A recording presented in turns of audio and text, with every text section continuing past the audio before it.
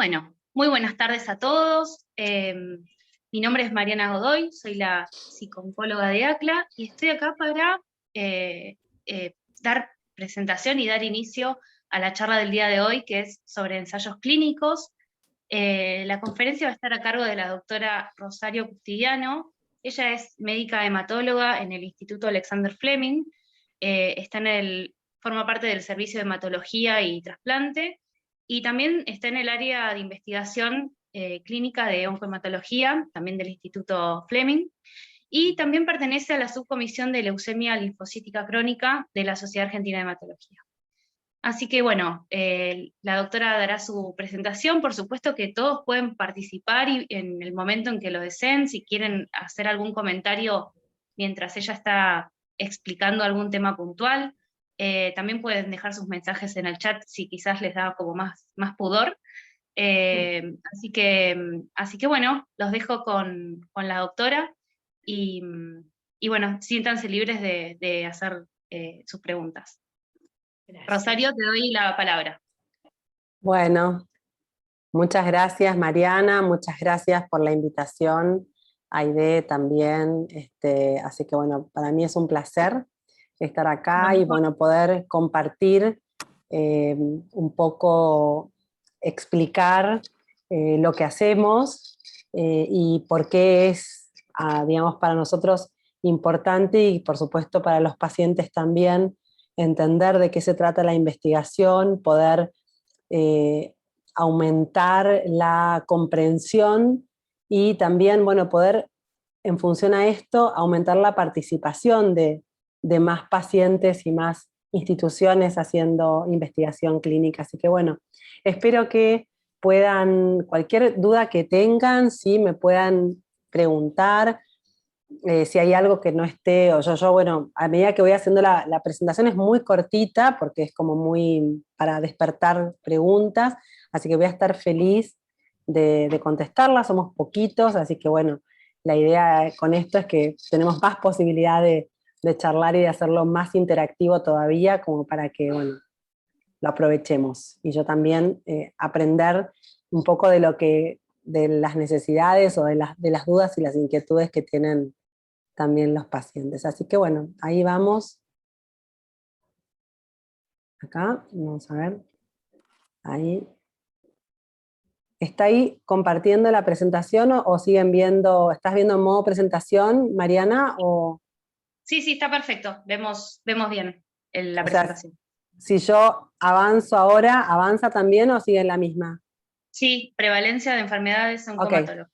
Sí. perfecto. Bueno, muy bien, entonces eh, vamos a poner acá. Bueno, entonces, un poco lo que yo quise significar con esta diapositiva era nada más, no quiero que nos enfoquemos en los números, sino más o menos mirar las curvas, ¿sí? Los colores. Van a ver que en naranja está puesta la tendencia de prevalencia, que esto es la cantidad de pacientes que existe en un momento dado con una determinada enfermedad en un país, en un lugar. Y si pueden ver en naranja, esto es en Estados Unidos, y pueden ver que, por ejemplo, la LLC es una de las enfermedades que está tomando y ha seguido, digamos, con esta tendencia, mayor cantidad de pacientes diagnosticados. Lo mismo sucede con el mieloma, que lo van a ver que está acá, por acá donde estoy marcando, en ese celestito medio gris clarito, y son las patologías que son más frecuentes y también que están aumentando digamos, su presencia en el universo de las enfermedades oncológicas en general. Entonces, para tener una idea, estas son las cantidades de pacientes con estos diagnósticos. Entonces, tenemos los linfomas difusos células grandes, los linfomas foliculares, la leucemia amiloide crónica, la enfermedad de Hodgkin, el linfoma del manto, el mieloma, la leucemia amiloide aguda, la leucemia linfoblástica aguda, como las enfermedades más frecuentes dentro de la patología oncohematológica, ¿sí? Pero son los cánceres menos frecuentes, en realidad, si uno lo toma con los tumores sólidos. Y acá también, como a modo de introducción, entender aproximadamente que 1 de cada 3 personas en la vida va a enfrentar un diagnóstico de cáncer, esto es en Estados Unidos, que de las drogas que se usan para el tratamiento del cáncer, de aproximadamente 5.000 a 10.000 drogas potenciales que se descubren, o sea, que se descubren en un laboratorio, van a llegar a ser aprobadas por la FDA. Poner un ejemplo que todos, no sé si conocen, es la autoridad regulatoria que aprueba las medicaciones, los medicamentos en Estados Unidos. Esto significa que una de cada 5.000 a 10.000 que son descubiertas y que comienzan a atravesar el camino de la investigación, va a llegar a ser aprobada. Y que este periodo que lleva desde que la medicación es descubierta hasta que la medicación se puede utilizar, o sea, que se puede ser adquirida comercialmente, lleva al menos 10 años, ¿sí? Por cada medicación que termina siendo aprobada, más o menos a nivel global, va a terminar haciéndose una inversión que ronda los 2.000 millones de dólares a nivel global. Todo esto es un dinero que se invierte en investigación preclínica y clínica. Entonces, con esta introducción podemos entender que el mundo de la investigación clínica que lleva, digamos, a estas drogas a poner disponibles para los pacientes, es un camino arduo, ¿sí? Es un camino donde arrancan muchos candidatos, pero pocos son los que terminan, que llevan muchos años y que llevan mucho dinero también de inversión. ¿Cuáles son los principios importantes en investigación clínica? De la mano de la investigación, entonces, llegamos hasta donde estamos hoy con tratamientos y con herramientas diagnósticas. Todo lo que utilizamos en el día a día arrancó siendo investigado, siendo probado, o sea, con lo que hoy nosotros en el consultorio, las herramientas que tenemos para tratar a los pacientes, si esto llegó hasta ahí es porque atravesó un camino que tiene que ver con la investigación clínica, ¿sí? Todo. Nadie va a ser un conejo de indias, que lo llamamos, ¿no? Que conejillo de indias, si no tiene un beneficio potencial de estar participando en un estudio. O sea, siempre tiene que haber algún beneficio potencial para que un paciente sea invitado a participar en un estudio clínico. La investigación clínica está bajo una supervisión estricta y está enmarcada en estándares de cuidado y de manejo, que muchas veces exceden a los cuidados y los estándares que se utilizan en la práctica diaria. Porque si yo en la práctica diaria, a modo de ejemplo, digo que un control lo tengo que hacer a la semana de que el paciente recibió el tratamiento, si lo hago a lo mejor a los 8 días o a los 9 días porque me parece que el paciente está bien y porque no hay turno y porque hubo feriado o lo que sea, lo puedo demorar. Si ese paciente está en un estudio clínico, es importantísimo que yo pueda llevar a cabo ese control en el tiempo en el que está estipulado. Es estrictamente supervisado eso. O sea, yo tengo que hacerlo en el día 10 de que recibió la medicación y eso tiene que suceder ahí. Existe una ventana, por supuesto, y existen imponderables, pero es muy importante que todo eso se registra, se justifica, ¿sí? Y se registra sobre todo. Entonces esta por ahí es una diferencia en cuando uno dice se enmarca en estándares de cuidado que a veces suelen ser más estrictos que los cuidados habituales que tengo, por más que esté utilizando la misma medicación. Si esa medicación está siendo utilizada en el marco de un estudio clínico, va a tener como toda una supervisión más exagerada, llamémoslo de alguna manera, pero más estricta. Y después que la comunicación, ¿sí?, tiene que ser muy clara entre los médicos y los pacientes. Y esto es algo muy importante y es fundamental. Y de vuelta, si la comunicación ya tiene que ser clara entre un médico y un paciente cuando estamos tratando este tipo de enfermedades y las estamos tratando en el marco de, digamos, la consulta, la institución, cuando son pacientes, digamos, con enfermedades oncomatológicas, es muy importante porque eso va a tener que ver con la adherencia, con la comprensión, con la posibilidad de evitar eventos adversos, ¿no? En el diario de cada uno, ¿sí?, de lo que hacemos nosotros en la práctica habitual con nuestros pacientes. En el marco de un estudio clínico todavía tiene que serlo lo más, digamos, lo más que podamos, ¿sí? O sea, tratar de estrechar esa comunicación, porque cuando la comunicación no es clara es cuanto más podemos llegar a enfrentar problemas o situaciones que de alguna manera podrían ser evitadas. Así que bueno, con esto digo que hay que animarse a preguntar, que hay que animarse a decir, no me quedó del todo claro, mandar mensajes y todas esas cosas, ¿sí? Y después, bueno, puse esto otro también para, como para despertar un poco, por ahí a lo mejor a ustedes se les ocurre alguna otra cosa más, pero cuando uno piensa, bueno, ¿por qué yo, paciente, debería considerar ingresar a un estudio clínico? Entonces, lo primero es que cada paciente es único y debe ser visto de esa manera. Entonces, cuando un médico piensa que determinado estudio clínico puede ser para ese paciente, no lo está considerando. Primero lo vamos a considerar para la general, cuando nosotros recibimos invitaciones para participar en estudios clínicos como instituciones, ¿sí? Se nos invita a que participemos, que está tal medicación, que se está haciendo el estudio y que, bueno, si queremos invitarnos o no a participar. Nosotros ahí hacemos como una mirada más como institucional, global, si tenemos ese tipo de pacientes o no. Pero siempre eso va a bajar a la individualidad y cada vez que nosotros, en mi institución o en cualquier institución que haga investigación clínica, considere que un paciente sería candidato a un determinado estudio clínico, seguro que hay alguien, no va a ser una única persona, un único médico el que lo va a pensar, sino que lo vamos a ver a ese paciente individualmente y lo vamos a charlar y vamos a decir, bueno, a ver, ¿es para este paciente este estudio?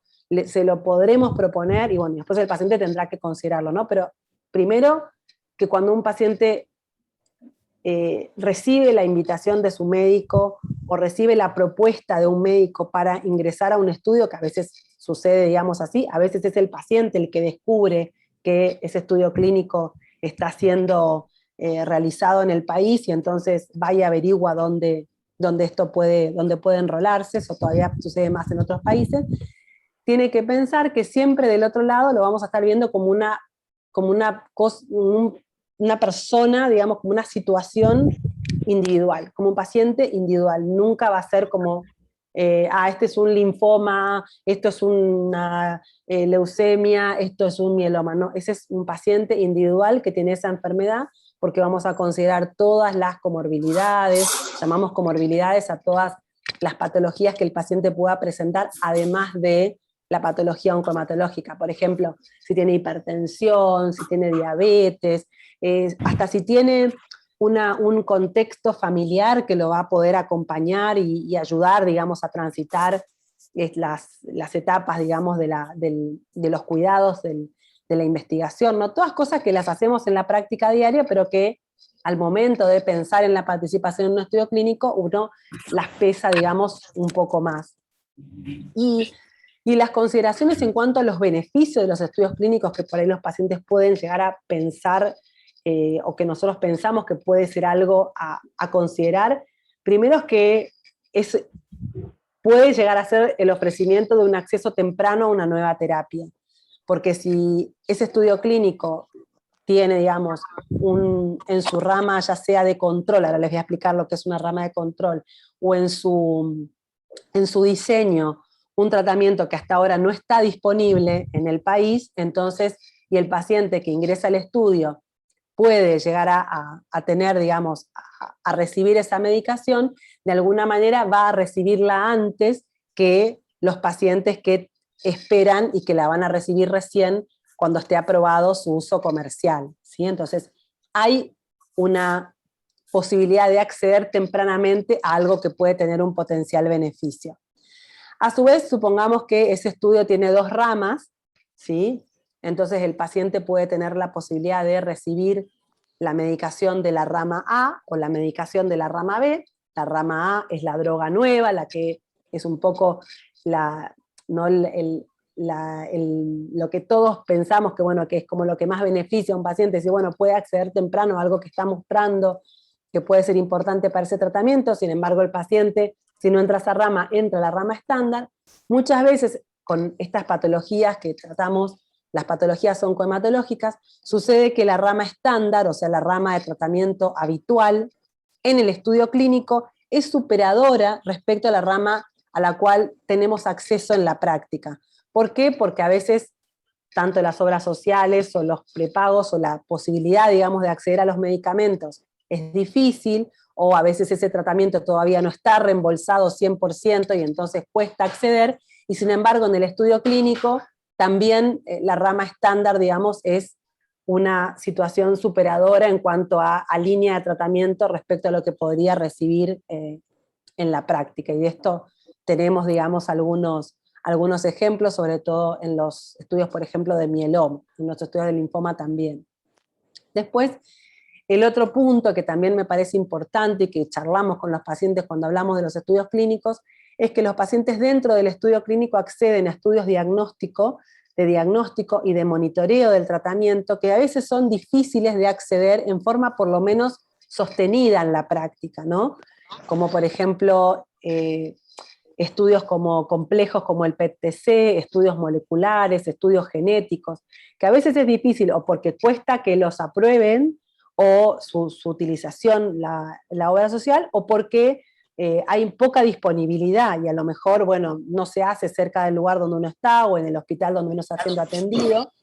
Y en los estudios clínicos, estos estudios muchas veces se envían las muestras afuera y hay laboratorios especializados que realizan estas determinaciones, las cuales, muchas de ellas, o por lo menos las que son importantes, nos van a devolver al médico, digamos, a cargo del paciente, el resultado, y nosotros vamos a poder compartir si ese resultado, digamos, es un resultado relevante.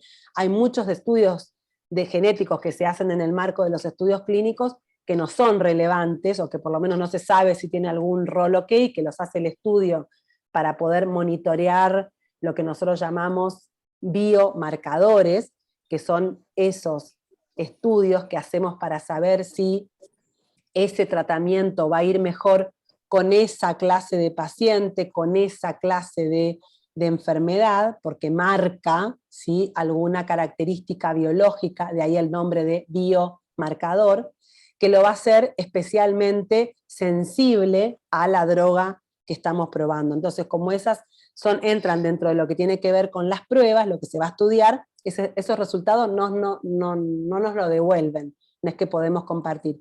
Pero otros resultados genéticos importantes, que son como de uso ya estandarizado, sí los tenemos de vuelta y podemos como conocer y compartir esa información.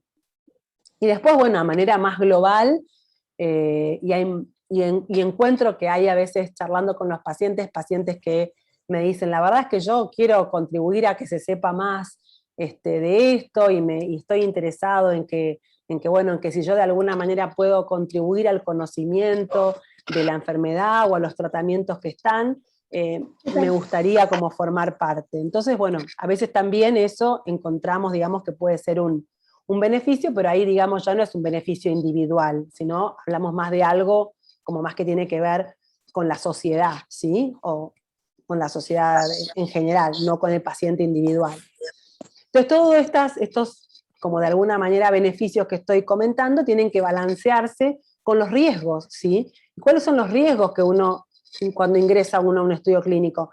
Bueno, creo que el más importante tiene que ver con la potencialidad de toxicidad que puede tener ese tratamiento, que por ahí no lo conocemos del todo, ¿sí? O conocemos algo inicial, porque justamente por eso estamos haciendo el estudio en mayor escala, para poder conocer cuáles son esas toxicidades y cómo manejarlas. Entonces ese es un riesgo, por eso es que comentaba antes que están enmarcados los estudios con tanta cosa tan estricta de poder controlar qué es lo que pasa cuando yo aplico la medicación y cómo responde el organismo del paciente a esa medicación. Y el otro, el otro riesgo también importante es que esa medicación puede no ser útil, ¿sí? Puede no tener el resultado que yo espero. Entonces, y esto yo no lo puedo saber antes de comenzar, porque justamente para eso se está haciendo el estudio clínico. Entonces, ahora, explicado esto, vamos a pasar a poder entender las fases de la investigación, ¿sí? ¿Por qué está dividida en fases? Justamente porque cada fase va permitiendo, son fases escalonadas, que van permitiendo avanzar de una a la otra de menor a mayor. En la primer fotito, acá en el primer icono, ¿sí?, hay como si fuera un elemento de laboratorio. ¿Esto qué significa? Que la primera parte del estudio, que se llama, de un estudio clínico, se llama, de una investigación, perdón, la parte del desarrollo, entra lo que tiene que ver con el laboratorio. O sea, acá todavía no tenemos intervención de ningún paciente. En el laboratorio, la gente que estudia acerca de la enfermedad, los científicos, van a identificar moléculas, proteínas, características especiales de las células, en este caso de las células neoplásicas, por ejemplo, si estamos hablando de un mieloma, de la célula plasmática del mieloma, si estamos hablando de un linfoma, de la célula del linfomatosa, que van a ser susceptibles, o sea, pasibles de ser atacadas y de ser destruidas. Entonces, una vez que identifican ese camino biológico para su destrucción, todo empieza por ahí. Viene la parte donde en el mismo laboratorio se identifican moléculas, ¿sí? O se identifican anticuerpos monoclonales, que son estructuras, digamos, más complejas, o sea, lo que llamamos biofármacos, productos biológicos, que van a dirigirse a esa alteración, a ese blanco, para poder bloquearlo y de esa manera destruir la célula. Entonces, a nivel del laboratorio se va a hacer esa identificación del blanco, se van a hacer los cultivos celulares y vamos a poder probar si esa medicación que se está, digamos, pensando es activa o no ahí en el laboratorio para destruir la célula en el cultivo. Entonces eso ni siquiera hay un animal vivo, son cultivos de células donde se prueba en una suspensión, o sea, se pone en el medio acuoso de esas células la medicación y después se hacen diferentes estudios bioquímicos para ver si sirvió o no sirvió, si murieron las células o no. Bueno, son todos ensayos muy complicados y que se interpretan a nivel bioquímico.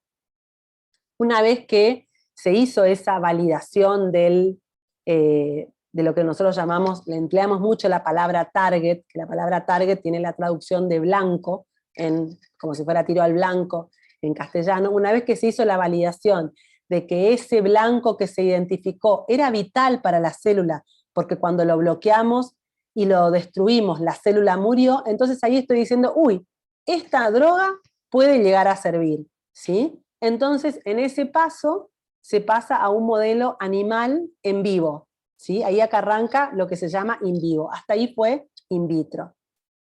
Entonces, en ese estudio in vitro dijimos que se hacía en cultivo celular, y después in vivo voy a pasar esa misma medicación a aplicarla a un animal. En ese animalito lo que se hace es, generalmente se arrancan, digamos, con los ratones de laboratorio, por eso es que la famosa rata de laboratorio, el famoso ratón de laboratorio, es porque a ese animal se lo diseña, ¿sí? Se le cambian ciertas características, y se diseña la enfermedad dentro de ese animal.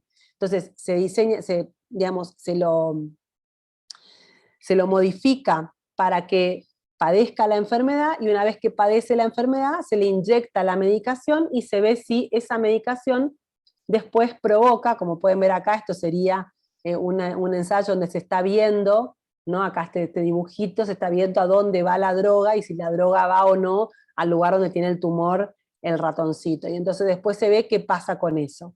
Si esa medicación destruye el tumor, si lo elimina, si lo achica, o si no pasa nada. Entonces, de alguna manera son primeros ensayos para poder ver qué es lo que sucede y cómo se distribuye. A su vez se puede avanzar en distintos modelos animales antes de pasar al ser humano, ¿sí? Y esto entonces se hacen a veces modelos, por ejemplo, en conejo, en perros, en otras especies que de repente tengan una característica más similar al microambiente o a lo que tiene que ver con la enfermedad en el ser humano, ¿sí? Que es a donde uno va a querer después llegar con un mayor margen de seguridad, ¿sí? Entonces ahí vamos a llegar a la investigación clínica propiamente dicha, porque hasta acá el laboratorio y el ratoncito o los otros animales que le siguen son parte de la investigación preclínica, ¿sí? Cuando llegamos cuando hablamos de investigación clínica, ya hablamos de investigación en seres humanos, ¿sí? Ese concepto es importante que lo sepamos. Y también tiene para poder entender, ¿no? Y también tiene etapas. Así como hablamos que en la preclínica arrancábamos por los cultivos de las células y terminábamos de menor a mayor en distintas especies de animales, en la investigación clínica vamos a arrancar de la fase 1 y vamos a llegar hasta la fase 3. Después de la fase 3 es cuando generalmente van a llegar a comercializarse, a aprobarse las drogas para su uso ya en el tratamiento habitual, estándar de los pacientes, ¿sí? Hasta que el tratamiento está aprobado para su comercialización, el uso de este medicamento se reserva para la investigación clínica. No va a haber disponible. O sea que si yo, por ejemplo, a un paciente le propongo entrar a un estudio, supongamos de fase 2, ¿sí? Vamos a ver bien cuál es cada fase, y ese paciente me dice, no, la verdad que yo no quiero la investigación, yo quiero conseguir ese medicamento, pero no quiero pasar por todo esto, no, ese medicamento no está disponible, a lo mejor está disponible, pero para usar en otra enfermedad. Pero para el uso que yo estoy proponiendo y que quiero hacer, la única forma es participar en un ensayo clínico, ¿sí? Porque todavía no lo puedo usar. Una vez que terminen todas estas etapas, recién va a poder usar el resto de la población, ¿sí? Bien, entonces, en la fase 1, lo que estamos intentando averiguar, toda investigación implica pregunta. Eso también es otro concepto muy importante de entender. La investigación tiene que ver con preguntas. Yo me hago una pregunta y a través del ensayo clínico busco una respuesta. Entonces, es súper importante que los estudios clínicos hagan las preguntas correctas, ¿no? Eso es como algo que cabría de maduro. Bueno, sucede que muchas veces los estudios clínicos lamentablemente no hacen las preguntas correctas, entonces después se obtienen respuestas incorrectas que no tienen que ver con lo que necesitamos nosotros en el campo clínico, en la práctica habitual con los pacientes. Pero bueno, eso sería motivo de un debate y una charla que, digamos, que también hoy tiene mucho, es muy candente, digamos, entre los médicos, cuando lo que investigamos después no tiene nada que ver con lo que queremos usar en la práctica. Entonces, esa pregunta de la fase 1 tiene que ver con cuál es la dosis que hay que utilizar de esa medicación que yo utilicé en el ratón, que utilizamos en los diferentes modelos animales, ¿cuál es la dosis para el ser humano?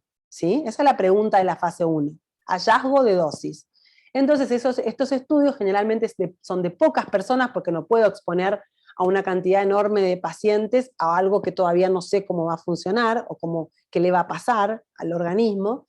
Entonces, con una tranquilidad relativa de que funcionó en los animales, de que no fue tóxica, de que tuvo, digamos, una eficacia, comienzo la prueba en la fase 1 y siempre se arrancan, son modelos matemáticos que se hacen, con dosis muy pequeñas para poder ir probando, ¿sí?, cuál es la dosis en la cual la medicación es efectiva y no causa problemas, mayor toxicidad. Entonces se va a encontrar esa dosis, ¿sí? Se encuentra una dosis máxima tolerada, entonces se dice, bueno, esta es la dosis de la cual no nos podríamos pasar porque si no, más allá provoca efectos tóxicos, y la otra pregunta es, ¿cuál es la dosis mínima que puede ser efectiva? ¿Sí? Entonces esas son como dos preguntas importantes. ¿Cuál es la dosis máxima que puede tolerar un paciente? ¿Y cuál es la dosis mínima para que sea efectivo? Entonces en ese medio, ¿sí?, va a estar la dosis con la cual vamos a avanzar a la siguiente fase. Entonces, en esta fase 1, en el mismo estudio clínico, varios grupos de pacientes reciben dosis distintas, porque estamos averiguando y después se va a comparar qué es lo que pasa, ¿sí?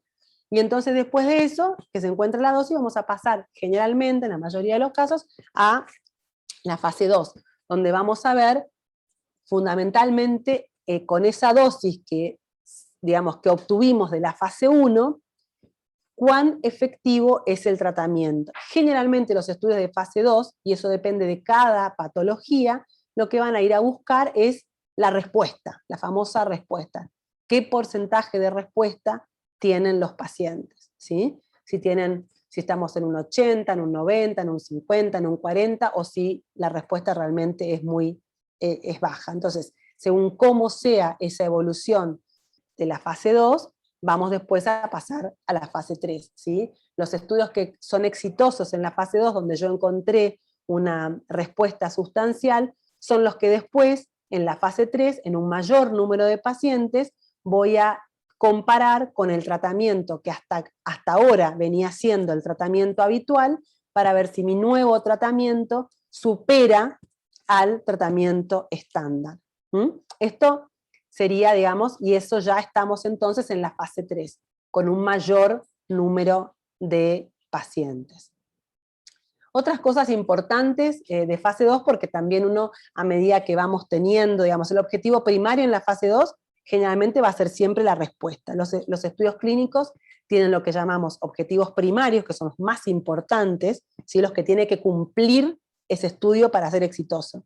Entonces yo me hago una pregunta, esa pregunta, la respuesta a esa pregunta es el objetivo, y si esa respuesta es satisfactoria, entonces ese estudio clínico alcanzó su objetivo. Entonces ese estudio fue exitoso, de alguna manera, ¿sí? Porque yo me hice una pregunta, quería saber si este tratamiento es efectivo para tratar esta enfermedad, como primera pregunta, y la respuesta es positiva, entonces ese estudio alcanzó ese objetivo. Pero además, en todos los estudios clínicos nos hacemos preguntas adicionales, que las llamamos objetivos secundarios. Entonces queremos saber si fue tóxico o no en la fase 2, ¿sí? Queremos saber de repente si hay un grupo que responde más que otro, por ejemplo, si hay alguna característica. Bueno, hay distintas preguntas que se pueden hacer, y después están las que se llaman preguntas exploratorias, que son ya como preguntas más como, no tan como importantes o relevantes, pero que generalmente son respuestas que van a abrir paso a futuras investigaciones, ¿sí?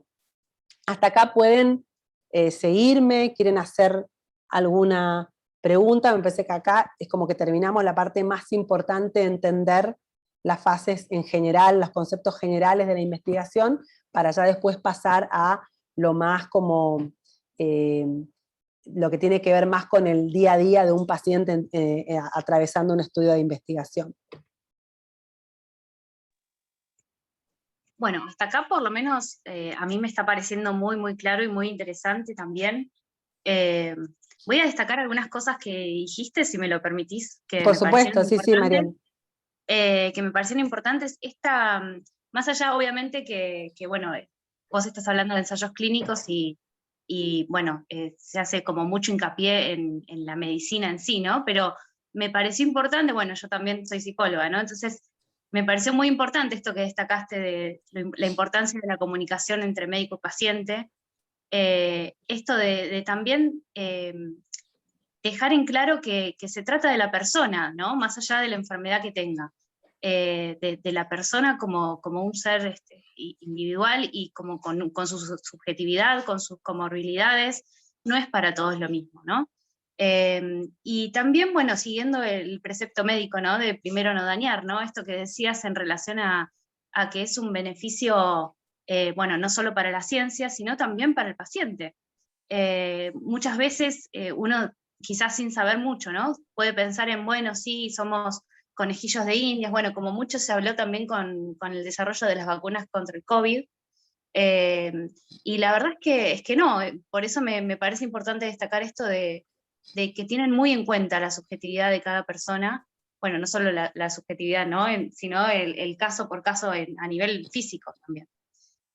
Así que eso quería comentar nada más. No sé si alguien en... No, súper atinada, Mariana, Gracias. los puntos que relevaste. Me parece que entendiste todo. Gracias. No sé si alguien más quiere acotar algo hasta acá, con respecto a los beneficios o con respecto a los potenciales, cómo lo ven eso, considerando, digamos, uno desde el punto de vista individual.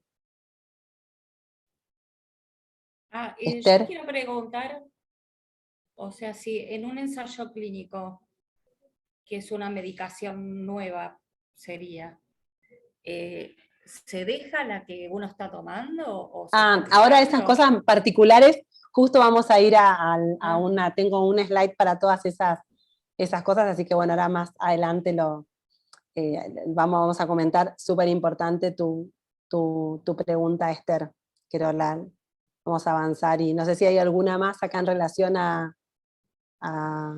y eso depende de cada estudio, y ahora lo vamos a comentar. No sé si alguien más quiere acotar algo, preguntar algo hasta acá de cómo... Bueno, yo acá puse en linfomas, pero bueno, es en general, las preguntas estas de investigación que tienen, digamos, muchos de los pacientes, y preguntan, ¿no? Como un mito, ¿recibiré solo placebo? Entonces, el placebo, ¿sí? Es cuando uno al paciente, hay distintos tipos de estudios clínicos, ¿no? Y hay estudios clínicos en los cuales yo doy el tratamiento estándar que reciben todos los pacientes en una rama, y en la otra rama, ¿sí? Doy un placebo, o le doy el tratamiento estándar más un placebo. Hoy en oncología tenemos mucha investigación de combinaciones, ¿no? De drogas únicas. Entonces, generalmente en la fase 3 se estudian muchas combinaciones de drogas, donde yo quiero saber si esa droga, si yo le agrego algo más, le sumo, cuánto le sumo, si es más efectivo que dar, por ejemplo, el tratamiento estándar habitual. Entonces, en ese caso, se desarrollan lo que se llaman estudios de doble ciego, donde nadie, ni el paciente, ni el investigador, ni saben si el paciente está recibiendo, además de la medicación habitual, la droga verdadera, o si está recibiendo digamos, una cápsula o una solución endovenosa que no tiene ningún principio activo, ¿sí? Se hacen cápsulas, imitación de cápsulas, pero que tienen, digamos, un polvito que no tiene, digamos, ningún principio activo, tienen solamente los excipientes que habitualmente tienen las medicaciones, y nadie tiene forma de saber qué hay ahí adentro, ¿sí? Solamente lo sabe los que tienen a cargo la dirección del estudio clínico, y que controlan, digamos, esta situación, y si hay algún problema de toxicidad, se pide lo que se llama romper el ciego, o quebrar el ciego, abrir el ciego, y de esa manera sabemos si el paciente estaba o no recibiendo la droga de investigación. Pero esas situaciones en las cuales se rompe o se abre el ciego son situaciones súper especiales, en las cuales vamos a ver, va a tener como una razón que tiene que ver generalmente con la seguridad del paciente, o cuando el paciente no respondió, entonces bueno, ya va a salir del estudio, y entonces bueno, ahí sabremos si lo recibió o no, para ver qué le voy a dar de ahí en adelante, ¿no? Entonces los placebos no se dan solos, el paciente siempre recibe algún tipo de tratamiento en oncología, ¿sí? Nunca a alguien le va a dar, bueno, en general los estudios que nosotros hacemos en oncología damos como el mejor soporte al que tenemos hasta ese momento, la rama, digamos, estándar, y se le suma el placebo, o se le suma la droga de investigación, ¿sí? Después, bueno, lo del conejillo de Indias un poco lo abordamos antes, porque la mayoría de los pacientes reciben un cuidado de calidad que suele exceder al estándar, por lo que hablábamos antes, para salvaguardar la seguridad de un paciente que está recibiendo una medicación de la cual todavía no tenemos una acabada, digamos, un acabado conocimiento, en la cual todavía hay un limitado número de pacientes en el mundo que lo ha recibido. Entonces, claramente, ese cuidado tiene que tener que ver con eso, ¿sí? Y después que los estudios clínicos, esta pregunta, por ejemplo, que dice, ¿será que me ofrecen el estudio porque yo no tengo más alternativa? Bueno, en realidad, siempre, digamos, hay una alternativa, el problema es tener una alternativa que sea superadora. Entonces, cuando nosotros ofrecemos un estudio clínico como alternativa, es porque pensamos que esa alternativa, con la posibilidad de ser incluido en el estudio, tiene que ver con que a lo mejor reciba el cuidado dentro de una rama que, como decíamos antes, no tiene la posibilidad de recibirla en lo comercial, y generalmente, casi siempre, una de las condiciones, o lo que llamamos nosotros criterios, para incluir un paciente en un estudio clínico, ese paciente tiene que tener una expectativa de supervivencia, digamos, determinada. Yo no puedo incluir a un paciente que ya es como que no tiene, digamos, que está ya como en una situación de muy comprometida, digamos, de vida, porque es probable que ahí sea muy difícil que algo funcione. Entonces, generalmente cuando nosotros ofrecemos el estudio clínico es porque el paciente está en condiciones de recibir medicación, tiene, digamos, para adelante alternativa de tratamiento, que probablemente estén acotadas en ese momento y yo carezca de algo contundente para darle, porque si no, digamos, difícilmente le ofrecería o no tendría sentido el estudio clínico, ¿sí?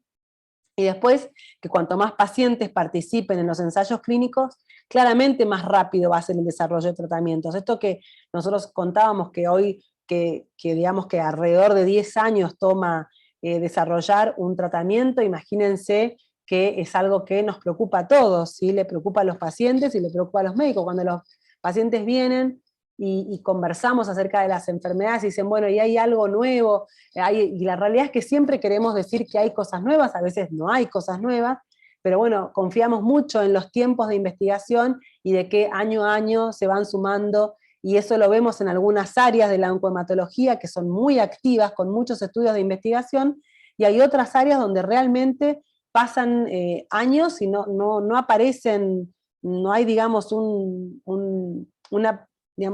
interés o la suficiente cantidad de pacientes, porque las enfermedades quizás por ahí son muy raras, y entonces, bueno, toma más tiempo. Entonces, claramente que cuanto más inclusión de pacientes haya en estudios clínicos, más rápido va a ser el desarrollo de los tratamientos.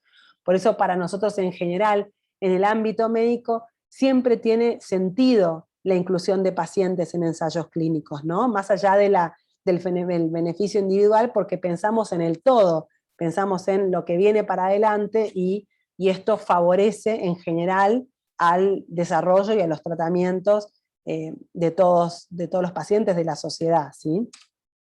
Así que bueno. Ahora por ahí no sé si podemos hablar un poco de cómo se desarrolla, digamos, el estudio clínico ya en forma como más particular.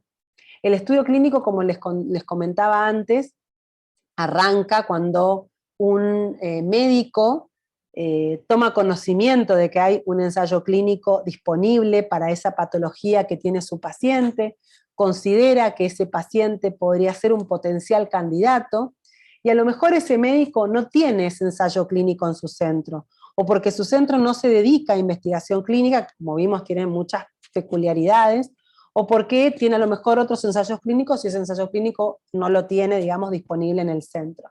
Pero ese paciente es conocedor de que existe un estudio clínico y entonces le dice al paciente, bueno, creo que quizás hay un ensayo clínico en este lugar o acá mismo y me parece que usted sería candidato a poder participar. Entonces, a partir de esa conversación, el paciente es referido a donde el médico tiene el ensayo clínico disponible, o si es el propio médico el que es, digamos, el médico de cabecera del paciente, en ese momento le cuenta un poco de qué se trata, ¿sí? Le da una idea, le habla de qué se trata el estudio, cuáles son las ramas, qué tipo de medicación se utiliza. De alguna manera es conocedor de cuáles son los criterios que tiene que cumplir un paciente en lo que tiene que ver con la enfermedad, ¿sí? Si tiene tal o cual característica, porque los ensayos clínicos tienen lo que llamamos criterios de inclusión y criterios de exclusión, y el paciente para ingresar a un estudio clínico tiene que cumplir todos los criterios de inclusión y no tiene que cumplir ningún criterio de exclusión, ¿sí? ¿Se entiende esto que parece un juego de palabras? ¿Por qué? Porque si cumple un criterio de exclusión significa que no puede ingresar. Por ejemplo, un criterio de exclusión a veces en este tipo de estudios, que lo vemos en todos los estudios, es a lo mejor tener de repente una enfermedad, otra enfermedad, o por ejemplo, una insuficiencia cardíaca severa, ¿no? Entonces, ese es un criterio de inclusión, insuficiencia cardíaca severa. Entonces, si el paciente cumple con eso, tiene insuficiencia cardíaca severa, no puede ingresar. ¿Por qué? Porque cumple un criterio de exclusión. Si al menos uno de los criterios de exclusión se cumple, ya no puede ingresar. No es que tiene que tener 3 o 4 sumar, ¿sí? Con que uno solo cumpla ya no puede ingresar. Y los criterios de inclusión también tiene que cumplir todos, que generalmente es que sea mayor de, en nuestros estudios clínicos suele ser que sea mayor de 18 años, uno de los más generales, importante, tenía que ver con algo que hablábamos antes, de que uno le va a explicar al paciente todo esto y el paciente lo tiene que poder entender, el paciente tiene que ser capaz de entender la información y de firmar, ¿sí?, un consentimiento informado de participación, comprender y, una vez comprendido, firmar ese consentimiento informado. Si el paciente no firma el consentimiento informado, no puede ser considerado para el estudio. Entonces, ¿qué es este consentimiento informado? Entonces, es un documento que el investigador va a compartir con el paciente en el momento en el que le cuenta y le explica acerca del estudio clínico, y en este consentimiento se incluyen toda la información que es importante, crítica, que el paciente conozca para participar, ¿sí? Una vez que comprende, lee, por ejemplo, el consentimiento informado contiene la cantidad de visitas que el paciente va a tener que hacer al centro, para qué tipo de estudios se le van a hacer, se le cuenta qué tipo de ramas tiene el estudio, cuál es el tratamiento en cuestión, también le anticipa qué se va a hacer con la información que se obtenga. Por ejemplo, dice si los estudios genéticos, a dónde van a ir, a dónde se van a enviar, se le cuenta qué información después se le va a devolver, o sea, como que se le explica cómo tiene que, los potenciales efectos tóxicos que puede tener la medicación. Toda esta información está contenida en el consentimiento informado, y el paciente la va a leer. Pero más importante que lo lea, que siempre recomendamos que lo lea con alguien más, que no lo lea solo, que lo lea con un familiar, que lo lea tranquilo, no lo puede leer apurado en la consulta, pues yo estoy apurado para que firme, para que entonces ya no, porque si no, no entendió nada, ¿no? O es difícil yo como investigador poder, digamos, dar fe de que el paciente leyó y entendió todo lo que firma. Porque una vez que firme el paciente, voy a firmar yo como investigador, de que, dando fe de que el paciente comprendió todo lo que dice el consentimiento informado. Y eso no lo puedo saber dándoselo para que lea y después que firme. Tengo que charlar, tengo que, digamos, contestar preguntas y probablemente hacerle yo preguntas. ¿Usted está dispuesto a, le parece que, ¿no? Entonces todo ese diálogo surge a partir de una lectura muy concisa de la información que hay ahí, ¿sí? Y este consentimiento es importante, que a veces los pacientes se ponen como muy nerviosos porque hay mucha información. Y la realidad es que sí, hay información incluso de más. Nada es de más, pero bueno, pongamos que hay información que a veces el paciente cuesta que procese. Por eso es importante que se tome el tiempo para leerla.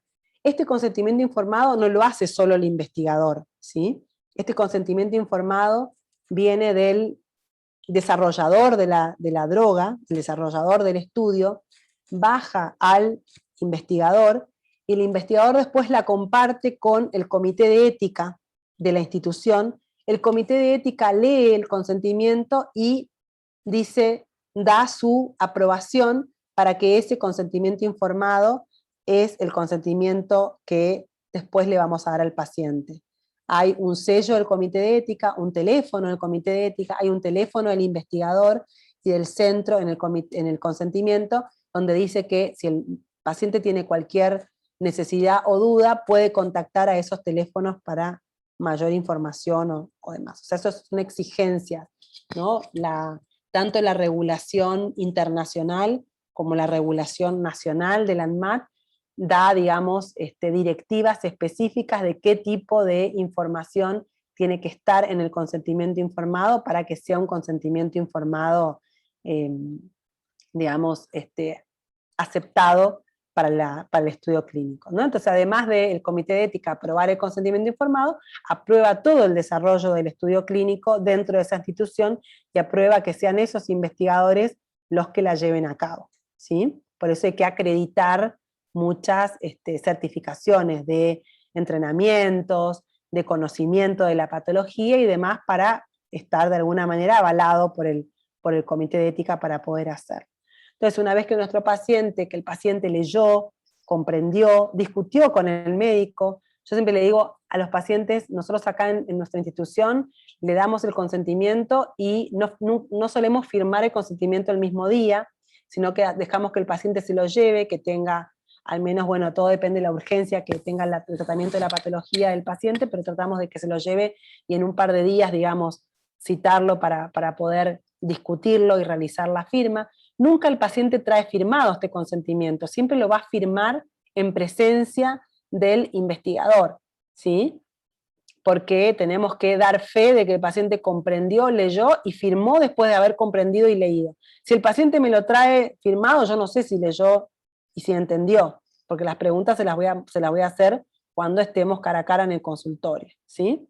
Así que bueno, por eso me tomé, digamos, varios minutos para explicarlo, porque es de las partes más importantes de la investigación, y donde el paciente es protagonista. ¿Qué pasa cuando el paciente dice, bueno, yo firmo esto y ahora quedé para siempre si después no me gusta el estudio? Le decimos a todos los pacientes, y eso está, que el paciente puede retirar su consentimiento cuando lo crea necesario, que el investigador puede sugerirle al paciente que retire el consentimiento y retirarlo del estudio si considera que no se está beneficiando o que sí, incluso está haciéndole daño el estudio. Entonces siempre va a primar el cuidado del paciente. Le vamos a decir, no, hasta acá sugiero que no sigamos en la investigación. O el paciente puede decir, la verdad es que yo ya estoy cansado, me ha pasado, ¿sí? De paciente que de repente ya estaba como cansado de seguir en el estudio, y que bueno, porque tengo que hacer las visitas, y bueno, prefiero la verdad no seguir adelante. Por supuesto que lo charlamos, y el cuidado del paciente sigue indemne, uno lo sigue tratando en la institución, tratará con otras alternativas, pero no es que por eso el paciente diga, se van a enojar conmigo ahora, ya la doctora no me va a querer atender más. De ninguna manera, uno lo sigue atendiendo. Si era el médico de cabecera, lo voy a seguir atendiendo fuera del estudio clínico, y si el paciente, el médico de cabecera era otro médico, lo va a referir de vuelta a su médico de cabecera, ¿sí? O sea, nunca vemos como algo malo que el paciente diga, bueno, yo no quiero seguir más, ¿sí? Obviamente que tratamos de poder como llevar a cabo todas las actividades, pero bueno, siempre es voluntario, la participación es voluntaria, ¿sí? Entonces, en esa encuesta, cómo es el estudio, cómo funciona la medicación, con cuánta frecuencia tiene que venir, va a tener que hacer más estudios, qué sabemos hasta ahora de la droga, es una pregunta muy frecuente que nos hacen, o qué pasa cuando se combina, qué beneficios puedo esperar, qué efectos puede presentar, todo eso lo discutimos, a dónde me dirijo si tengo un evento, quién me va a atender si a mí me hace mal la medicación, puedo seguir tomando la medicación habitual, la pregunta que hacía Esther. Entonces, generalmente los pacientes pueden seguir tomando su medicación habitual siempre y cuando no interfiera con la ruta metabólica de la medicación del estudio, en cuyo caso hay muchos estudios que tienen lo que llamamos medicaciones prohibidas, por llamarlo, y esas medicaciones entran también dentro de los criterios de exclusión, porque si el paciente no puede cambiar esa medicación por otra, y es de suma importancia que la reciba, entonces no puede participar del estudio. ¿Por qué? Porque esa medicación interfiere y entonces no se puede. Con la medicación alternativa también es un tema, porque hay mucha de la medicación alternativa que, aunque sea muy natural, puede tener impacto en el metabolismo de la medicación, entonces no se permite que el paciente reciba cierto tipo de medicación alternativa, ¿no? Otras no hay problema. Determinadas vitaminas puede seguir tomando, hay otras que por ahí vamos a tener que encontrar algún reemplazo, ¿sí? Pero esto todo es según cuál sea el estudio. Y una de las cosas más importantes que se recolecta al comienzo de la investigación es toda la medicación que el paciente ya trae, que el paciente está recibiendo, para poder cotejarla con esta lista de medicaciones permitidas o de medicaciones que tenemos que utilizar con precaución, ¿sí? Y después el paciente pregunta, bueno, yo me trato con este otro doctor, yo ahora vengo acá y a partir de ahora yo ya no puedo seguir. Bueno, lo que le decimos es que toda la directiva del tratamiento va a pasar a ser en el centro de investigación, pero que puede seguir, obviamente, en contacto con su doctor de cabecera, y que su doctor de cabecera va a tener la información de lo que está sucediendo y de cómo le está yendo al paciente con esa medicación a medida que empecemos a hacer las evaluaciones de respuesta. Y eso es algo que estamos muy, digamos, habituados a hacer, a poder mantener este diálogo fluido con los médicos que por ahí nos refieren pacientes, para poder también tener esa confianza, porque si ese paciente tiene algún problema, o si el paciente de repente no respondiera, o tiene voluntad de salir del estudio, tiene que poder volver a un centro donde pueda seguir siendo tratado, ¿sí? Y después el seguro médico, la prepaga, no van a tener cargos por la participación del paciente, y menos el paciente, ¿sí? Todos los costos de la investigación están a cargo del desarrollador de la droga. En este caso se los transfiere al centro de investigaciones, el centro de investigación es el que va a tener que darle la medicación, hacer los estudios, etcétera, y después, realiza, digamos, los contratos para que el desarrollador sea quien los pague, pero de ninguna manera el paciente tiene que incurrir en gastos o la prepaga, ¿sí? Eso es ley en Argentina. Así que las preguntas más importantes que nos hacemos hoy en investigación es cómo adecuar los tratamientos a ciertos grupos de pacientes, tratar de poder contestar preguntas en relación a lo que queremos, que es la medicina de precisión. Entonces estos biomarcadores que hablábamos al comienzo son muy importantes de que cada vez son más tenidos en cuenta en los ensayos clínicos modernos, para poder decidir, después de que las drogas se prueban, cuáles pacientes responden mejor que otros al tratamiento, cuál es la mejor combinación, en qué estadio de la enfermedad es mejor darlo. Entonces se comparan, se estratifican los pacientes de acuerdo a al estadio, los avanzados o los que tienen menos carga de tumor, también por edades, también se pueden estratificar. Entonces ya antes de entrar al tratamiento, uno sabe que un criterio de evaluación después va a ser la edad. Entonces el estudio clínico va a intentar balancear que en las ramas hayan pacientes con las mismas edades, o sea, que estén bien distribuidos, para que después no haya lo que llamamos sesgos. Eso sería, el sesgo es cuando en una investigación hay algo que salió, digamos, y de repente me quedo en una rama, me quedaron los mejores pacientes, los más tempranos, los que son más jóvenes, y en la rama del comparador me quedaron los pacientes por ahí con enfermedad más avanzada o con más comorbilidades. Entonces después el resultado es que la droga A es mejor que la droga B, pero en realidad porque los pacientes más con mejores características quedaron de ese lado. Entonces, para evitar esos sesgos es que hay ciertas situaciones que van a estar de entrada tenidas en cuenta para ser balanceadas en ambas ramas, ¿sí? Y la verdad es que la pregunta que queremos saber es cuáles son las nuevas moléculas que van a ser efectivas para tratar las enfermedades, y muchas veces comparamos las nuevas generaciones de tratamiento contra las generaciones previas. Eso es un ensayo que se hace mucho hoy. Así que hasta acá llegó un poco lo que les quería contar de los ensayos clínicos, de lo que implica participar, de lo que implica para el centro tener estudios de investigación. Claramente nos lleva mucho más tiempo. Yo ahora estoy acá en lo que es nuestro sector de investigación clínica en Fleming. Nosotros las infusiones de los pacientes en investigación las hacemos en un lugar que está separado del resto, digamos, de infusiones que se hacen en la institución.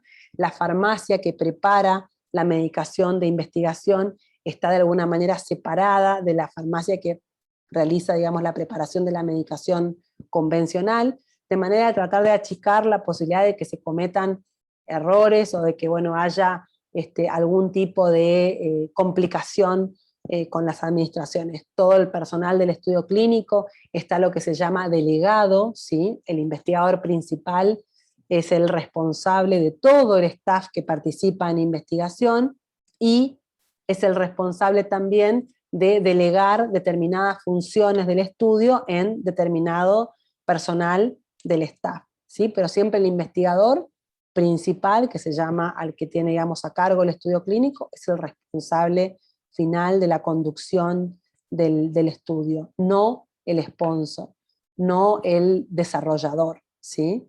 Entonces eso es muy importante, porque a veces uno dice, pero yo qué relación tengo con este laboratorio que va a ser el responsable. No, el responsable es el médico, el investigador que lo está llevando a cabo. Entonces, si existe esa confianza, si existe esa comunicación, digamos que de alguna manera tenemos como muchas posibilidades de que se achique esa incertidumbre para el paciente. Por supuesto que es importante saber quién es el sponsor o quién es el desarrollador, porque uno también dice, bueno, a ver si este laboratorio, y van y buscan en internet, si es conocido, si no es conocido, pero eso también es algo que hacemos los investigadores, porque tampoco de alguna manera nos gusta saber que quien está llevando a cabo el desarrollador del estudio tiene experiencia, contrató, digamos, personal digamos, para llevar a cabo actividades que son de alguna manera idóneos, ¿no? Así que bueno,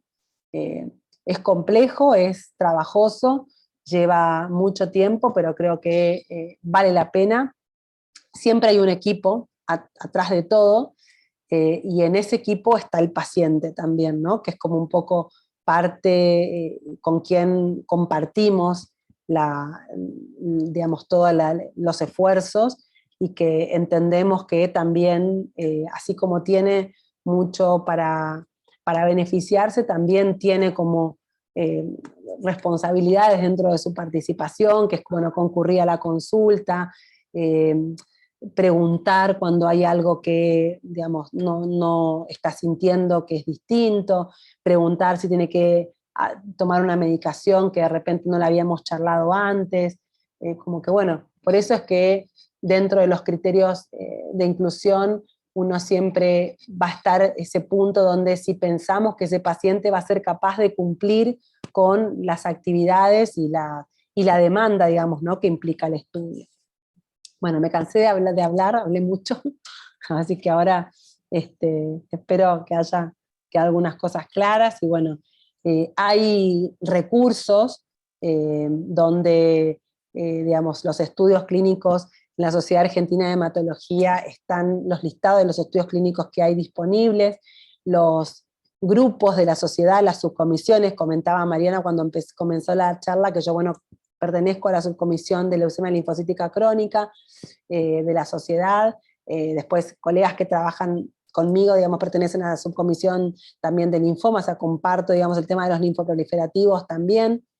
Y entonces en esas subcomisiones, la subcomisión de leucemias agudas, se comparte cuáles son los estudios clínicos que hay enrolando pacientes en forma activa. Entonces todos los médicos pueden estar al tanto y referir sus pacientes si es que consideran que alguna de las alternativas en estudios, en ensayos, pueda ser beneficiosa para su paciente, ¿sí? Pero también existe la posibilidad de que el paciente se entere, o por otro paciente, o por internet, o por el sitio, de que hay un estudio clínico para su patología, y diga, bueno, yo quiero saber si lo que yo tengo amerita que pueda ingresar en un estudio clínico, porque bueno, porque entonces ahí también el paciente puede llamar, digamos, al lugar y decir, bueno, también eso es más raro en nuestro país, eso es bastante frecuente en otros países, donde los pacientes por ahí acceden a más información. Pero yo creo que hoy también vamos como avanzando en ese como empoderamiento, bueno, que se dice del paciente, que también pueda como por sí mismo tener como inquietudes. Yo creo que el mejor lugar como para poder abordar todas esas dudas es con el médico de cabecera, y de alguna manera, bueno, si no encuentra también respuestas, sabemos que los pacientes buscan en los sitios. Hoy en Argentina hay una plataforma que se llama Un Ensayo para Mí, que es una plataforma donde los pacientes en forma directa pueden buscar, digamos, si hay algún estudio clínico que tenga que ver con la patología que ellos tienen, y bueno, ver si llamar, digamos, y bueno, y la gente digamos, la misma plataforma refiere a los pacientes o a los centros de investigación donde se están realizando los estudios, para ver si finalmente ese paciente puede ingresar o no, ¿sí? Pero bueno, creo que el mayor antídoto para mucha de la incertidumbre es la información, y es el diálogo, ¿sí? El diálogo y la confianza. Así que creo que eso es lo que hay que más construir para poder derribar los mitos y avanzar, y que, bueno, más pacientes puedan ser incluidos, sobre todo, bueno, hoy que tenemos tantas dificultades para afrontar con la parte económica, los tratamientos, los estudios. Bueno, creo que una de las respuestas, no digo que todas las respuestas las van a dar los ensayos clínicos, pero bueno, algunas de las respuestas pueden ser el ingreso a un ensayo de investigación. Bueno, clarísima, doctora. No sé si alguien tiene alguna pregunta. Mientras van pensando, quería agregar esto resaltar esto que decías del empoderamiento también del paciente, de obtener mayor información, que también eso ayuda a tomar mejores decisiones, ¿no? Entonces, me gustó mucho eso también, y que antes por ahí los pacientes no tenían tanto acceso a la información, y bueno, ahora es, bueno, no solo el acceso, sino también que es un derecho del propio paciente. Totalmente. Vos sabés, Mariana, que yo en ese sentido, a veces yo me encuentro con colegas que dicen, bueno, no busquen internet. La verdad es que yo nunca le voy a prohibir, o sea, pienso que no tenemos que tender como a prohibir o a desaconsejar algunas cosas. Lo que yo le digo a los pacientes es, si yo le digo no vaya a internet, lo primero que va a hacer el paciente va a llegar a su casa y va a ir a internet. Pero si la doctora me dice que no vaya a internet, debe ser porque quién sabe lo que encuentro ahí, lo que hay, ¿no? Eso creo que es una regla para todo, hasta para los chicos, para los grandes, en toda categoría está eso. Entonces yo lo que le digo a los pacientes es, a ver, yo no tengo todas las respuestas, soy un ser humano, tengo un conocimiento que llega hasta un lugar, por ahí puedo tener un conocimiento científico que siempre va a tener un margen, digamos, un universo muy importante de cosas que todavía no sabemos, y es bueno saber lo que no sabemos, porque creo que la ignorancia mayor es desconocer lo que no sabemos. Yo creo que es muy importante conocer la limitante de hasta acá yo sé y esto ya no lo sé, lo vamos a averiguar, lo vamos a ver. Entonces creo que el paciente, yo le digo, bueno, vaya a internet, si usted necesita sacarse la duda y quiere, bueno, y ver y todo, yo no lo voy a desaconsejar. Lo que le voy a pedir es que todo lo que lea, lo que le genere, venga y lo comparta, y lo conversemos. Entonces vamos a poder como de repente derribar algún temor. Lo que uno no quiere es que, digamos, yo no quiero que el paciente se asuste, y bueno, pero a veces yo no puedo evitar todo lo que circula en internet. Entonces, si el paciente encontró, o un familiar googleó, porque eso también forma parte de que el paciente dice, tengo tal diagnóstico, y comienza a llamar todo el mundo para andarte al profesional, andate al lado, va a tanta institución, vos, el mejor del mejor del mejor está acá, o sea, y la realidad es que el paciente está bombardeado por un montón de situaciones, y entonces, bueno, y también va a ir a tratar de buscar todas esas respuestas, y a veces no se anima a conversarlas con el médico porque tiene como cierto resquemor de que el médico lo va a tomar a mal. Nunca vamos a tomar a mal algo que esté significando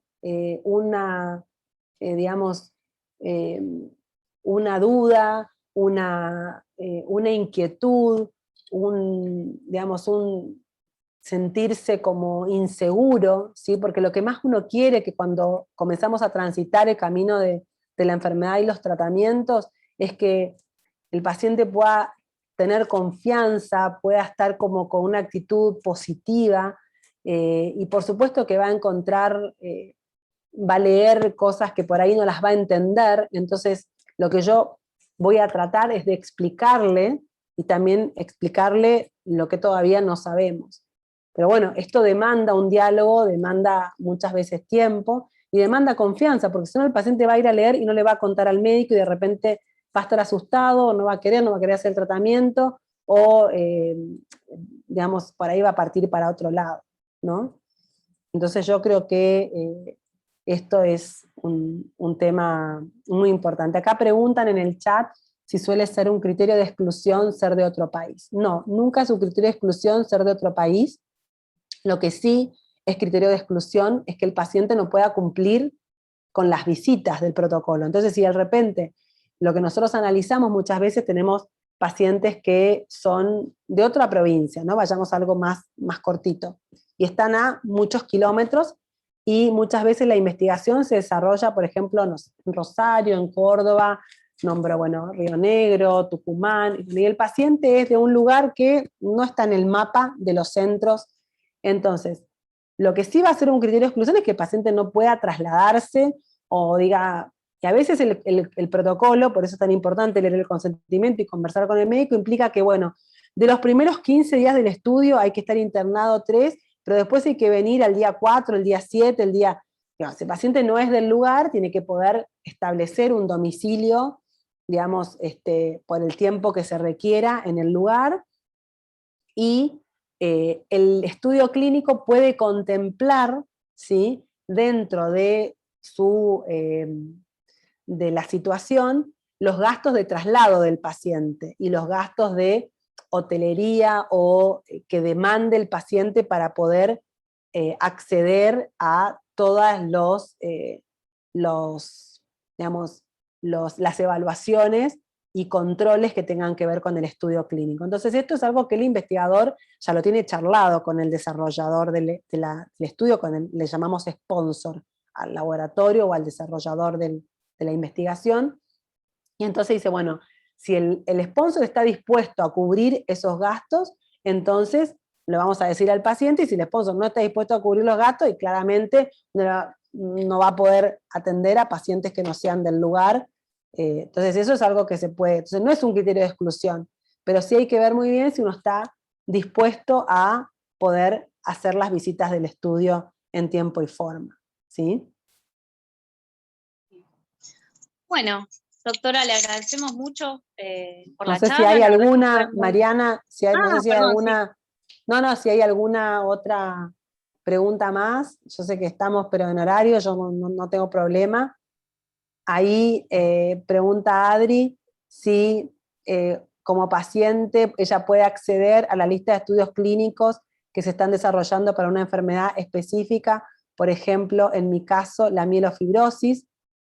Adri, en este caso podrías o hacerlo a través de tu médico, ¿sí? Si puede, y si no, vos como paciente también podés escribir a la Sociedad de Hematología, si es que no está el listado de estudios disponible para los pacientes, escribir y comunicarte y preguntar si hay estudios en mielofibrosis y qué centros lo están llevando a cabo, como para que vos te puedas comunicar con esos contactos para preguntar por estudios pero te puedo decir que sí, que hay estudios de mielofibrosis en este momento en el país.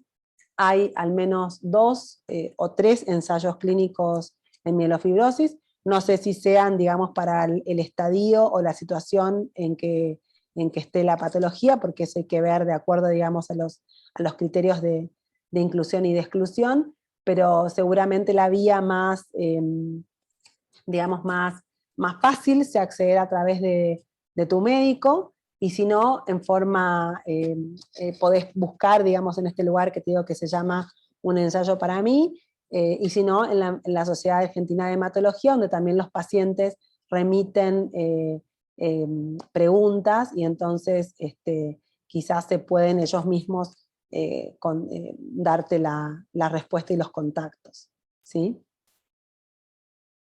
No sé si hay alguna otra pregunta ahí, a ver, Esther. ¿Estos ensayos son curativos o es un Bueno, ensayo y...? es una pregunta muy importante, Claro. Esther, la que haces. Como yo dije al comienzo, bueno, en algún momento de la charla, los ensayos clínicos son para responder preguntas, ¿sí? Entonces, si la pregunta es, ¿esta enfermedad es curable con este tratamiento? Entonces, ese ensayo clínico tiene que responder esa pregunta. Entonces, todavía no la sabemos. Ahora, puede suceder que ese tratamiento no sea mejor que el tratamiento estándar, ¿sí? Y sea un tratamiento que sea igual.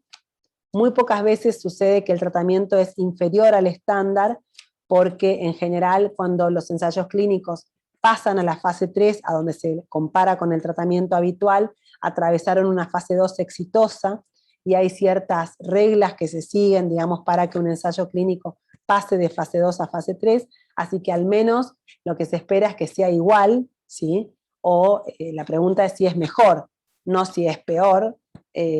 La mayoría de las veces, digamos, lo que la respuesta es, digamos, la pregunta por eso tiene que estar dirigida a eso, pero es muy difícil hablar de repente potencial de curación en el corto plazo. Los ensayos en oncología generalmente buscan lo que se llama sobrevida libre de progresión, que es qué porcentaje de pacientes, cuál es el tiempo que los pacientes están libres de progresar su enfermedad, o sea que esto puede ser que los pacientes todavía tengan un poco de enfermedad, o sea, técnicamente no están curados, pero cuánto tardan en pasar a una fase más avanzada.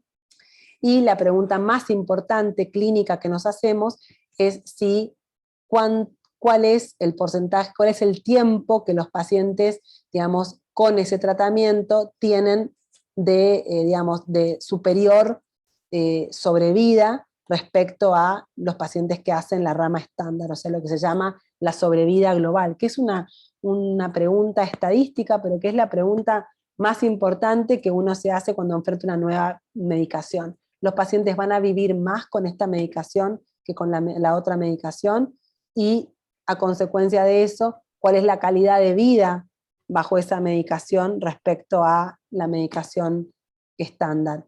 Pero lamentablemente muchas veces en los ensayos clínicos la pregunta de la sobrevida no es la pregunta principal, digamos, no es el objetivo primario. Y se deja ese objetivo tan importante para el paciente o para el médico a una instancia de objetivo secundario o objetivo exploratorio. Entonces, creo que esto es muy relevante y por eso es importante que también, bueno, cada vez más sea escuchada la voz de los pacientes en el diseño de los ensayos clínicos, ¿no? Un pasito más atrás.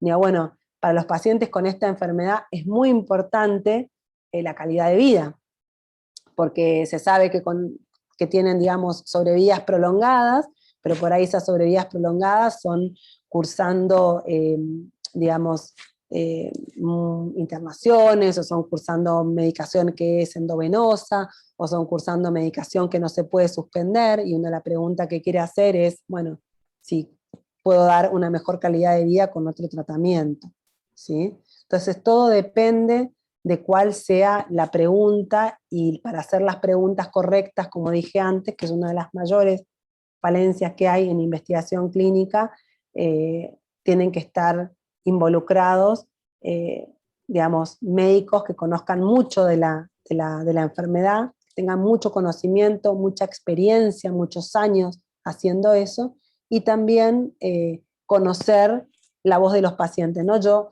a veces, bueno, veía y sigo que una de las preguntas, por ejemplo, el mieloma múltiple, ¿no? De las preguntas, bueno, si esta medicación es mejor que esta otra, y los pacientes, una de las preguntas más importantes que tienen es si se puede suspender el mantenimiento, porque ya están bien, están en respuesta, y siguen hasta el tiempo, hasta la progresión, con las drogas de mantenimiento, ya sea lenalidomida o sea bortezomib. Entonces, bueno, esa pregunta está muy poco representada en los ensayos clínicos actuales en mieloma, y es una de las preguntas que más hacen los pacientes. Entonces, a veces hay como una cierta desconexión entre lo que es importante para el paciente y para muchos pacientes, o para un gran volumen de pacientes, y lo que se está llevando ¿por qué? Porque, bueno, porque podemos presuponer que los desarrolladores, no sé si les interesa tanto que los pacientes suspendan la medicación, o si se la pueden suspender o no, ¿no? Pero a los médicos sí nos importa, entonces, bueno, a los pacientes más todavía. Entonces, bueno, es como poder también imponer esas preguntas importantes dentro de la agenda de investigación y las preguntas de los ensayos clínicos. Por eso creo que la voz de los pacientes, la voz de los médicos clínicos tiene que estar como muy presente, y para eso muchas veces es la investigación académica la que da esas respuestas. Por ejemplo, en leucemia amiloide crónica, ¿no? Se llegó a la suspensión de los tratamientos de la mano de los grupos grandes de investigadores de la leuquemia networking, acá en Argentina, el Stop Trial, que se hizo todo con investigadores y con la academia, para poder ensayar la posibilidad de que los pacientes bajo imatinib, nilotinib o dasatinib, que estaban en respuesta completa, pudiéramos saber qué pasa cuando la suspendemos en un marco seguro. Y se hizo ese ensayo, y se sacó un montón de información valiosísima, y pudimos ver suspensiones exitosas de pacientes en el marco de un ensayo. Pero eso no lo hizo un desarrollador, una situación más de los médicos en contacto con las asociaciones de pacientes y con los pacientes que tenían muchas ganas de saber si podían suspender o no su medicación, y seguir en la respuesta que habían logrado con la droga, ¿no? O sea que creo que es muy importante el tema del rol de los pacientes, y esta pregunta de si la medicación va a ser curativa tiene que ver con cuál sea la pregunta que se hizo en ese ensayo clínico en particular, lo que se está buscando, ¿no? Hay estudios clínicos que son para ver si una medicación es igual de efectiva que otra, por ejemplo, ¿no? Se llaman ensayos de no inferioridad esos. Entonces yo quiero saber si la rama de investigación es igual de efectiva que la otra. ¿Por qué? Porque la medicación A es muy efectiva, es muy buena, pero a lo mejor tiene algún problema, se administra, por ejemplo, en forma endovenosa. Y yo quiero poner la alternativa de la administración subcutánea, para que sea más rápido, entonces quiero probar eso. Entonces ese ensayo clínico es de no inferioridad, porque es para ver si darlo de otra manera es igual de efectivo. Y no quiero probar que es superior o que es mejor. Bueno, ¿alguien tiene alguna otra pregunta para la doctora? ¿Les gustó? ¿Se entendió? Sí, muy claro. A mí me encantó, la verdad es que estuviste realmente muy, muy clara, y como te digo, respondiste, me parece, a las preguntas más frecuentes o más que se puede hacer uno, ¿no? No tanto a nivel más técnico, sino a lo que todos queremos saber, digamos, ¿no? Así que bueno, aparentemente no hay más preguntas. Bueno, creo que una cosa también importante, y para cerrar quizás, creo que estamos viendo un momento muy importante en la investigación clínica en Argentina, porque nosotros antes teníamos muchos retrasos para las aprobaciones de los estudios. Yo les cuento que cuando uno participa en una investigación como centro, como país, compite, ¿no? Así se llama, son ensayos competitivos, competimos con el reclutamiento con otros países. Y el ensayo clínico tiene un número determinado de gente que puede entrar. Por ejemplo, este ensayo va a ser de 520 pacientes, así está con número hasta finito, ¿no? 535, 517, todo depende de la pregunta y de cuántos pacientes se necesitan para responder esa pregunta en forma estadísticamente concreta.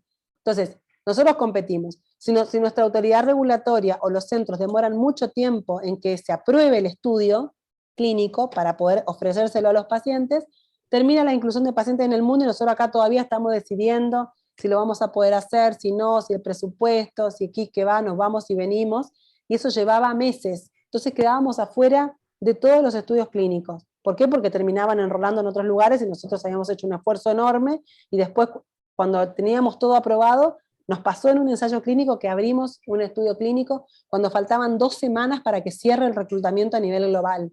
Nosotros tenemos pacientes que estaban esperando para entrar, pudimos incluir 2 pacientes, me acuerdo, en ese estudio clínico.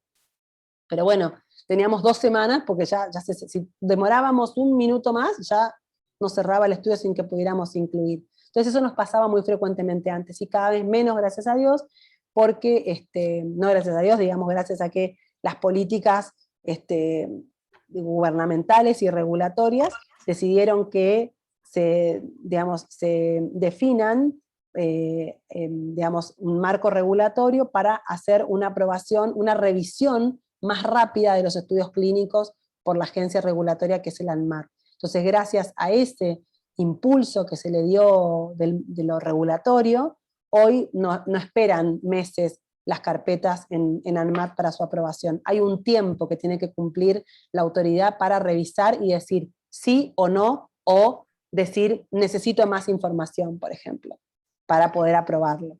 Entonces, eso hizo que en los últimos tiempos tengamos un 80 días de promedio para las aprobaciones en general, digamos, de todos los ensayos clínicos, ¿no? Obviamente hay ensayos clínicos que demoran más que otros para que el ANMAT lo apruebe. Después, bueno, está todo lo que es la aprobación de los comités de ética y demás, ¿no? Pero bueno, pero eso que era nuestro tiempo más largo se acortó muchísimo. Así que ahora es como que la pelota está del lado de los centros, de poder hacer más expeditivas las cosas para poder también cumplir mejor con los tiempos y, bueno, y tener mayores oportunidades para los pacientes. Así que quiero destacar que es un momento en el cual hay muchos estudios clínicos que se ofrecen en la Argentina. La Argentina vuelve a ser un lugar donde, por la calidad de los médicos, de las instituciones y de los cuidados, se está mirando para hacer investigación. Así que creo que es un gran momento para los pacientes, ¿no? Que son el centro de todo lo que nosotros pretendamos poder hacer, ¿no? El objetivo, como decíamos, siempre es individual primero. Bueno, clarísimo, doctora, le vuelvo a repetir porque la verdad es que realmente lo fue. Así que bueno, muchas cualquier gracias. duda, cualquier inquietud, me pueden escribir, ¿sí? Escriban o escribir a Linfomas, y bueno, y se ponen en Linfomas Argentina, que siempre, bueno, tiene tanta información disponible para los pacientes, y yo voy a estar súper feliz de contestar o de referir o lo que sea necesario, ¿sí? Les podés, Mariana, cualquier cosa, compartir mi mail, y no hay ningún problema. Bueno, perfecto, clarísimo. Bueno, muchas gracias, y gracias a todos por participar, y los esperamos en la próxima charla. Bueno, buen fin de semana, y bueno, gracias otra vez. Bueno, gracias, saludos a Aide y bueno, y a Magalí también, que bueno, que fueron las mentoras de que pudiéramos armar esta charla. Bueno, serán enviados. Bueno, buen fin de semana y estamos en contacto. Gracias, gracias. Chao. Chau, chau.